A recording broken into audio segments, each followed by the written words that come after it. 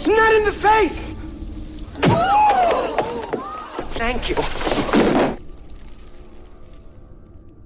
Hello and welcome to Hey Not the Face with your host John Nash and your producer me, Steffi Haynes. And today we're gonna kind of zero in on the Contender Series. We've got several topics to talk about. We're gonna take a look at Bellemere being a 60-1 favorite and then losing, and what kind of impact that might have had on the betting community and how important the Contender Series might be to the UFC's gambling sector.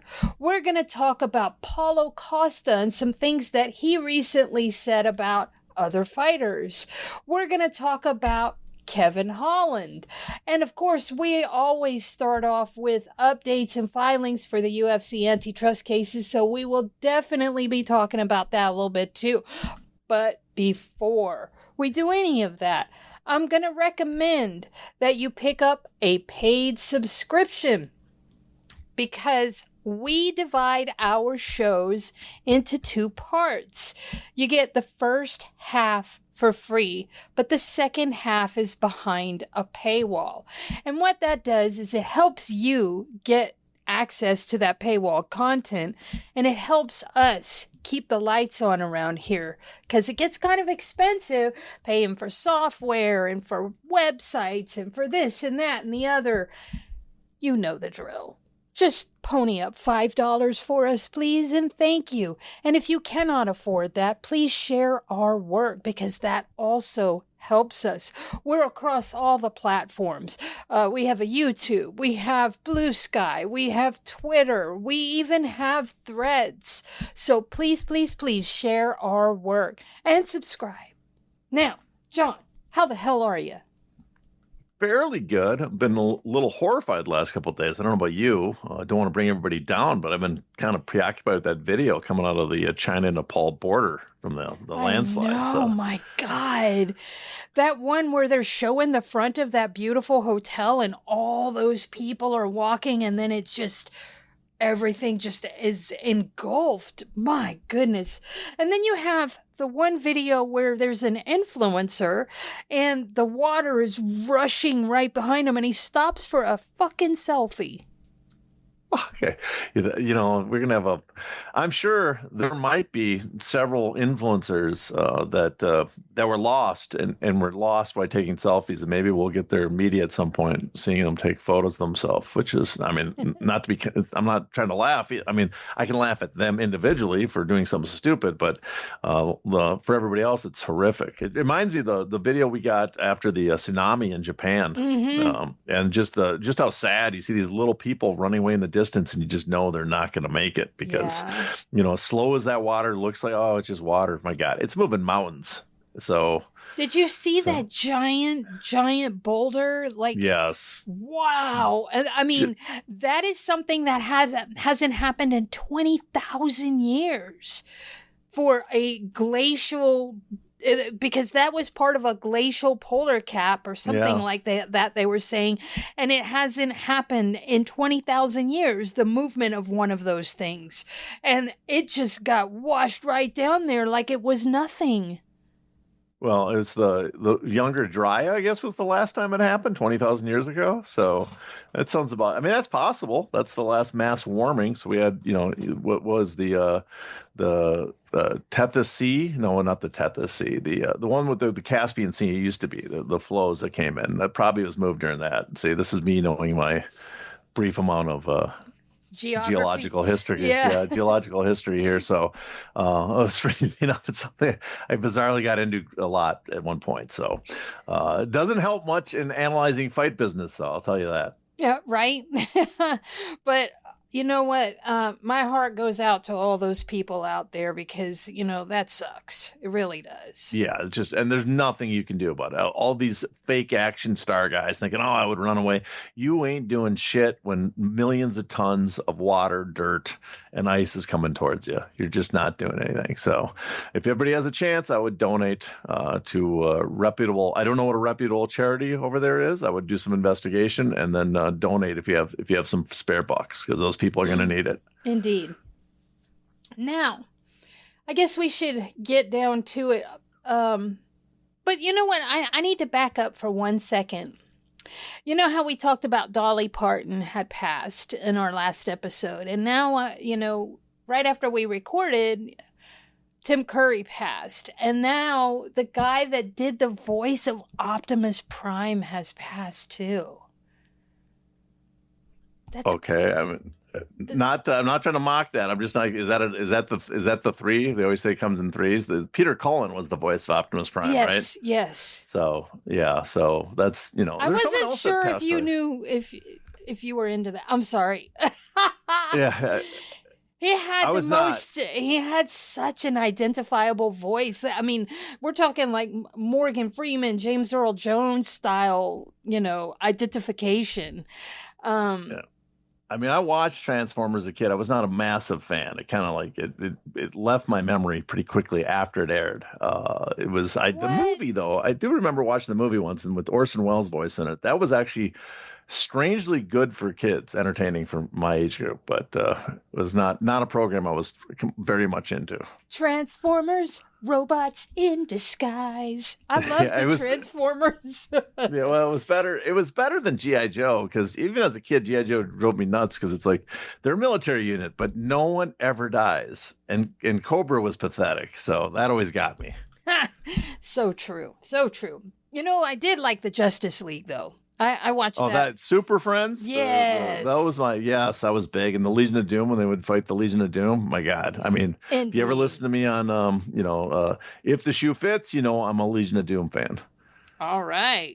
Yeah, I used to love that. When I think of the Super Friends, I always think of the same episode. It always pops into my mind. But this episode centered around Aquaman, and I remember the villain filled the pool with alcohol, and he jumped in and he dried out immediately. Smart villain, right? And yeah, sure. So, I'm surprised Aquaman didn't smell that, but hey, you know what? It's a cartoon. It's a cartoon. Yeah. Did you watch Scooby-Doo though? Oh yeah. All the basic. I mean, listen, we are in an age group that everybody that was a kid from the 60s through much of the 80s watched the same shit. So Kung Fu Theater on Sunday, cartoons on Saturday. You or pro wrestling in the morning. Yep, but that was always on Saturday. I watched the silent movie comedies on the Sunday morning. They had the Three Stooges and Laurel and Hardy and the Little Rascals. That was my Sunday morning ritual. After school, when I would get home, they had Batman, the Munsters, and the Addams Family. It was like a triple threat thing. I watched all those. It was I Dream of Jeannie, Brady's Bunch, Spaced Out. Is it or Lost in Space? Lost in Space. Yeah. I can't remember the names of all the shows, but then of course the Sigmund the Sea Monster and the Marty Croft shows. I watched those religiously as a kid. So basically the same programming. There's like one thing that binds like Generation X and late baby boomers is we all basically watch the same television. Them when it was on live and us as reruns. Yep. And I also watched Ultraman because for a very brief time, Ultraman came on every week, and it was a TV show.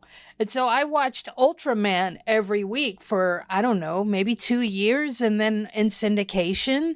So I loved Ultraman. I loved Godzilla and Gadzuki. I did not like Gadzuki. I thought he ruined the character. Listen, I just loved anything Godzilla, Ultraman, all of that stuff. I loved all of it. I took my dad to see Inframan. I remember that. Oh. You remember that movie? Yes, I do. Man, glorious. So much good shit, right? Yeah. We could sit and talk nostalgia for all the crap I used to like, the Apple Dumpling Gang, all the stuff. Oh my God, me too. Don Knotts was the best. He was. That man was a genius. Although I'm sure a lot of the stuff I liked as a kid, I'd watch now and go, man, I had no taste as a kid. Man, I loved all those crazy movies with Don Knotts. He was awesome. The Apple Dumpling Gang rides again. Yeah, him and Tim Conway when they're Private Eyes. Oh my God, yes. And you know what else I watched? The Witch Mountain movies. Escape from Witch Mountain, Yep. Return to Witch Mountain. I love those too. I watched those. Again, it's all the same shows. Everybody for 20 years, 30 years watched the same programming. Land of the Lost too.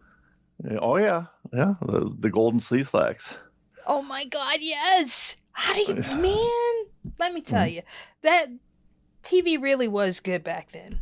I'm afraid if we went back and watched it, we go, man, we watched some crap. I don't know. I go back and I watch Columbo, The Rockford Files, Hawaii Five-0, Barnaby. The adult stuff Barnaby, pretty. What's it called? Barnaby Jones? Barnaby Jones. Some of the adult stuff, Kojak stuff, some of the adult stuff, especially Columbo and Columbo's one of the funniest shows ever. Fuck, that show's fucking genius. I can watch that all the time now. That show is amazing. In fact, I do. Every couple of years, I'll break it out and start watching it again. We do the same thing. I love Columbo. He's great. Also, I liked Beretta. Even though that dude ended up being a murdering piece of shit, Beretta was a good show. Suspected murdering piece of shit. Suspected. He never got convicted. He didn't get convicted, but we all know he did it. He's a step or two below OJ in guilt level. But the suspicion is very high there. Let's put it that way. Very, very high. But that show was awesome. And so was Chico and the Man. Chico and the Man. There's a lot of good program, a lot of good comedies back then. I think we should just cancel talking about MMA. I'm not sure anybody's even interested in that at this point. And we could just talk about 70s TV shows. For sure. But we got to get on with it. I know. I just wanted to give a little shout out to Tim Curry and what the hell? Peter Cullen. God, why can't I think of his name when I want to? I just read it, I just heard it, and I still draw a blank on it. But the voice is unmistakable.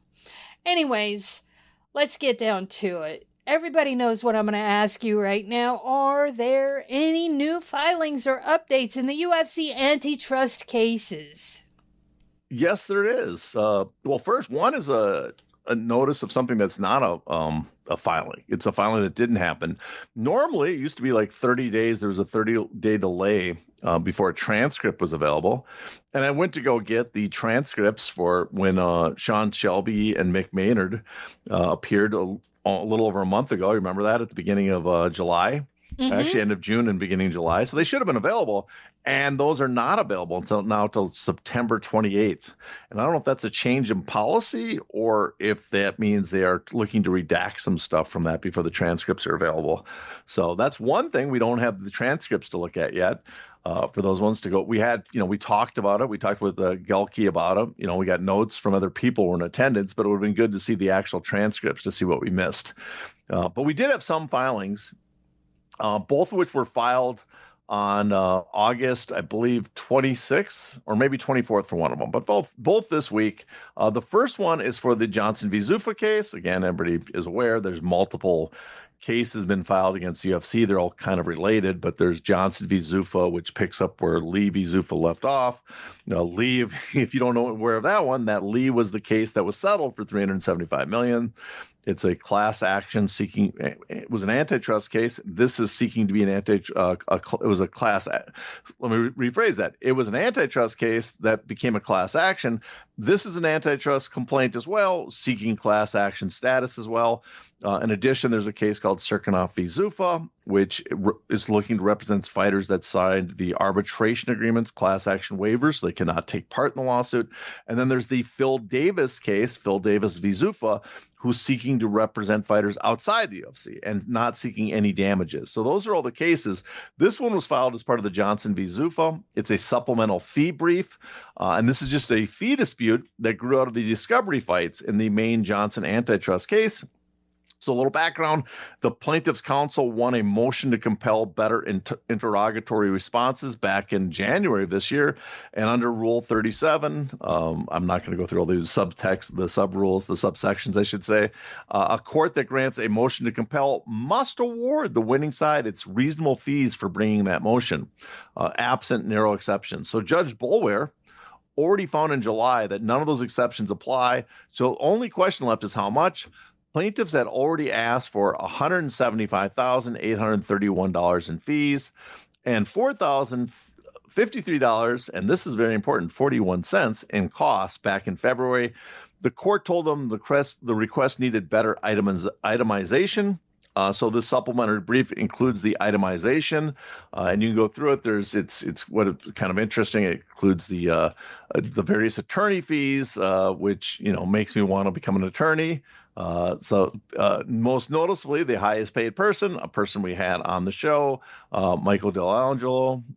He was paid $1,400 an hour. I shouldn't say was paid. He's seeking $1,400 an hour. That's the claim that his hourly rate is, and so he's looking to get some compensation from Zuffa. So he's part of the many attorneys that have billable hours that they're asking that Zuffa covers. Other guys, I talked once with Patrick Madden. He's on here. He is at his going rate is $990 an hour, and he's billing for 19.8 hours as part of the draft of reply in support of the motion to compel.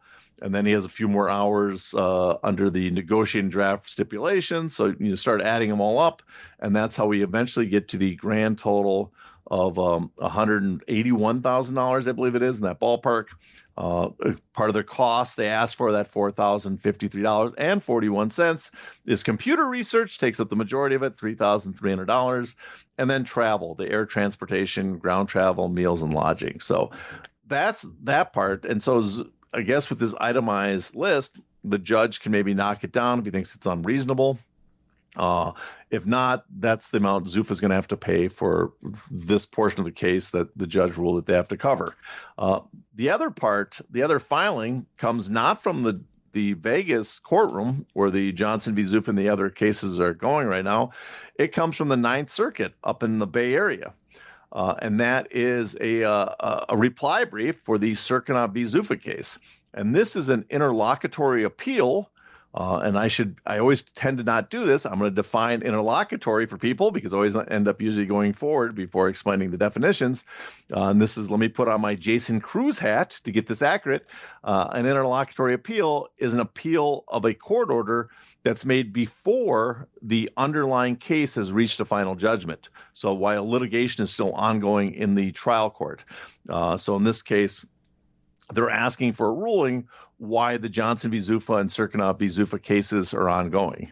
And Zuffa TKO Endeavor here is appealing Judge Boulware's order that before ruling on their motion to compel arbitration, he wants discovery into whether UFC has monopoly power, reasoning that market power bears on whether Zirkonov's arbitration clause is procedurally unconscionable. And if it's procedurally unconscionable because the UFC has and abused their monopoly power, that's one of the loopholes, or not loopholes, one of the exceptions for why an arbitration agreement or class action waiver cannot be enforced in Nevada. So the defendant's argument is in two parts. The first is the merits.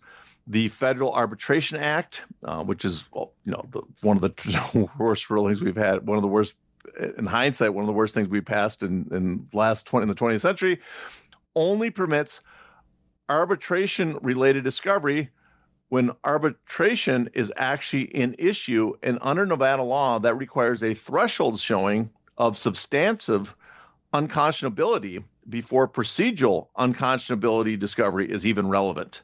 And so Boulware never made that finding. He skipped straight to ordering. This is according to the defendants, I should say. Boulware never made that finding. He skipped straight to ordering merits discovery on UFC's market power. Notably, this reply leans hard on the fact that Cirkonov's own answering brief conceded the market power discovery isn't actually necessary to decide procedural unconscionability. Zuffa treats that as basically game over for this issue, that basically the plaintiffs have conceded their issue on this. And then the other argument by the defendants is the appellate jurisdiction. Cirkonov argued the Ninth Circuit can't even hear this appeal because Boulware never formally denied a stay. Zuffa counters that, according to Code 16, A1A, go look it up, people. It doesn't require a formal denial. It covers any order refusing a stay, and ordering merit discovery before ruling on arbitration functionally does that.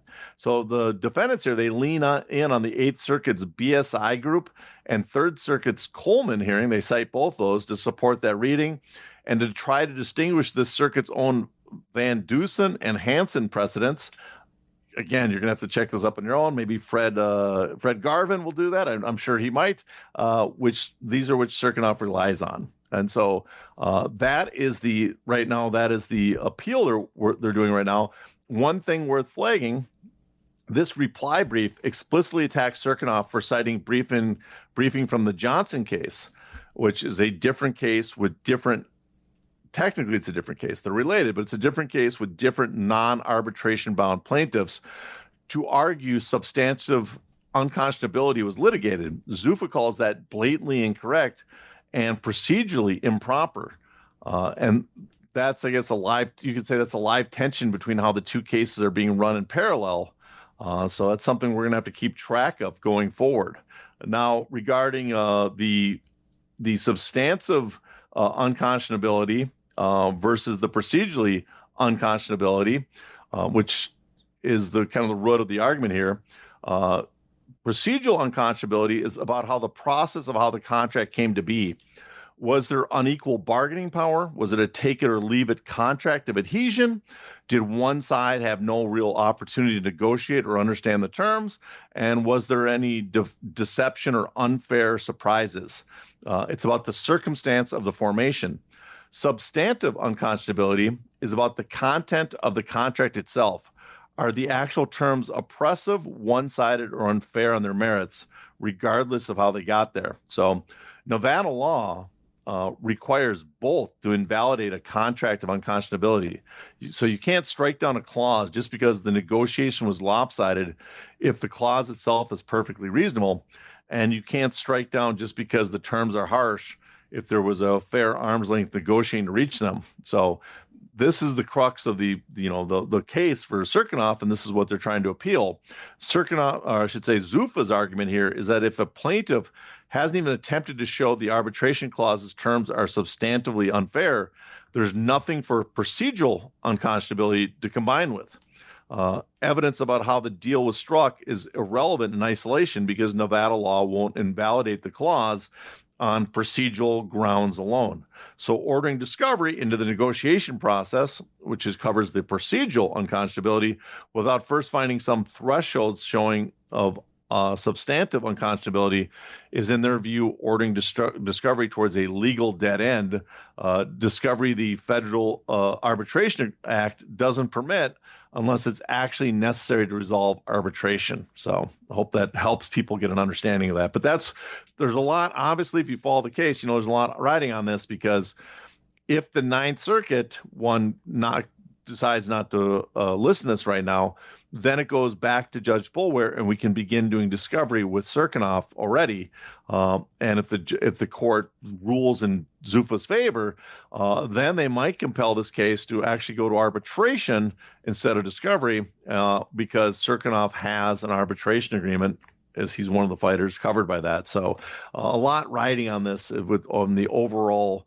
A lot of fighters who probably are not paying attention. They should probably be paying attention to this, because this could help determine if the fighters that signed arbitration agreements and class action waivers, if they're allowed to be participants or class members if it reaches class certification. Once again, you said a mouthful. Yes, I did, man. There's a lot of substantive in there. Oh my gosh, yes. I can't believe they write it that many times too. If you read the document, it's just, can you guys make it more plainly in plain English? For sure. But I think you communicated the gist of it pretty well. And as always, we will keep you updated on any new filings and or updates to these cases. Now, let's get on to the main crux of the show, which is the Contender Series. Now, we spoke about the Contender Series in our last episode, and we did miss something that Dana White said about one particular Contender Series alumnus that, in his words, made $11 million. We pondered this off air, and we kind of figured it was Kevin Holland. Now, Kevin gave an interview where he denied it, but then he sort of came back around and admitted it. What do we know about the accuracy of this figure? Well, I was looking at it and thinking about it and talking to people that know in the business, know a little bit about what Kevin Holland's made or what they think they know what he's made. And it has to be Kevin Holland, right? Because no other fighter that's come out under the limitations, the guidelines that Dana White said. It's someone that came out, didn't say he won his contender, or didn't say he got a contract directly out of the Contender Series, but he came out of the Contender Series. Okay. That, it's a fighter that was in the Contender Series that never fought for a title, right? So that limits it. So that limits the number of fighters. And so the only one plausible is Holland for two facts. One is he's fought a ton in the UFC, and that helps a lot. Two is his purses, based on all accounts, are higher than almost any other fighter of his level in the UFC. And he benefits from several things because of just the way he operates in the UFC. His purses are higher. One, he actually entered the UFC. We have 4 disclosed purses of his from the athletic commissions. One of them he disclosed on his own to Utah when Utah said fighters have to agree to disclose their purses, their payouts themselves, that it doesn't automatically get reported. He was one of 4 fighters on a card. I believe it was UFC not 291, 256 or 272. I can't remember exactly which card was in Utah, but he was one of the 4 fighters that disclosed his purse. We also have the purse for his first UFC fight, which was $13,000 to show, $13,000 to win. He did not win, so we know he got at least $13,000 for that. We know on a more recent card he was listed as for $250,000 to show, and which he did not win. But if he won, he would have got another $250,000. So, and the last one, the other card, I believe it was $178,000 to show and $178,000 to win. So we have, across his career, we have 4 payouts, and you kind of look at those and combine them, and kind of estimate where his purse has been the entire time, because the UFC operates on a formula. So it's somewhat easy to keep track, what it should technically be. I'm doubtful that he has a letter of agreement. Those are usually preserved for other types of fighters, but he might have a small letter of agreement more recently. But because they don't report purses, it also seems unlikely they would do that. But you add it together just based on that, and then add in the estimate of what his bonuses might be, non-disclosed discretionary bonuses, and then you throw in his other payments, which is his fight of the night, performance of the night bonuses, which is $500,000 total in this period of time that he fought in the UFC since 2017 when he entered was it 2017 or 2018 when he entered the UFC until now. So that's $500,000. You add up all of his fight purses, and you can kind of estimate he's made close to 10 million, probably, at least based on those estimates that I have. And again, we've heard from several people that that he has been making since he fought Chimaev back at UFC 279, and it's pretty much an open secret. He got I believe it was an $800,000 discretionary bonus for that fight to take it. So on top of his purse for that fight, he made over $1 million, like million, I don't know, 20 or something like that. So that's his biggest purse ever. So, but since then, he has been, according to a lot of people, he has been in the ballpark around 400,000 plus for every fight after that.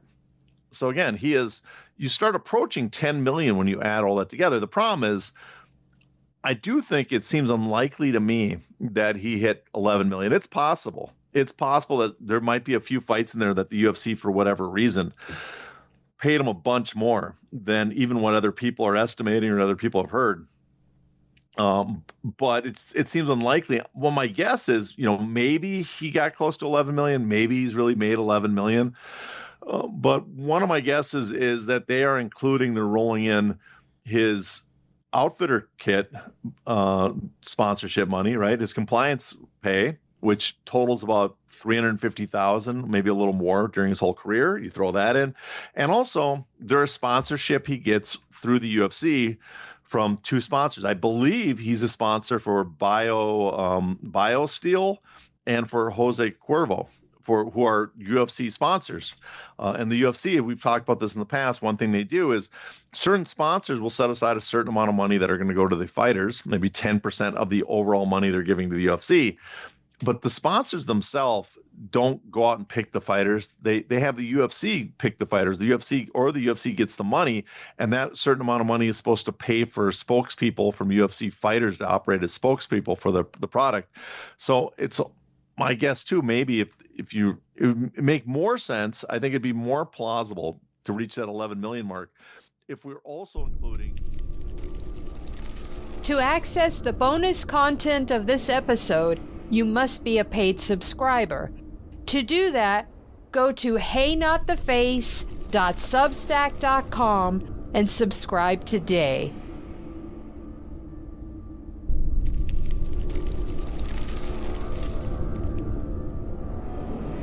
Ow! Ow! Not the face! Ooh! Ooh! Okay, the face!